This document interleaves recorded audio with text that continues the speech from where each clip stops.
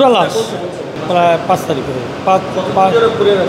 বিরোধী আন্দোলনকে কেন্দ্র করে শিক্ষার্থীদের যে গণ অভ্যুত্থান, সেই গণ অভ্যুত্থানে পুলিশের ছোড়া গুলিতে যারা মারা গেছেন তারা অনেকেই তাদের জায়গা হয়েছে বিভিন্ন হাসপাতালের মর্গে, আর যারা আহত হয়ে হাসপাতালে কাতরাচ্ছেন তারা নিচ্ছেন সুচিকিৎসা। তবে সেই মরদেহটি অনেকেই হস্তান্তর করেছে তার পরিবার স্বজনের কাছে, তারপরেও কিছু কিছু মরদেহ এখনও কিন্তু রয়ে গেছে হাসপাতালগুলোর মর্গে। আমাদের মেডিকেলের ভিত্তিতে যখন মারা যায় তখন আজকে রাখলো, থানা ফোন দিলাম, থানা ফোন দেওয়ার পরে কার্যক্রম করার মধ্যে ওই মর্গে চলে যায়, না হলে আমাদের কাজ করে আবেদন করে থানা যায়, কেউ হয়তো নিজের বাসাও নিয়ে যায়, কেউ আবার মর্গ পোস্টমর্টম করে তারপর লাগে। এমনই 3টি মরদেহ কিন্তু এই মুহূর্তে সোহরাওয়ার্দী হাসপাতালের মর্গে রয়েছে এবং এখন পর্যন্ত আসলে তাদের কোনো স্বজন সেই মরদেহটি নিতে আসেনি।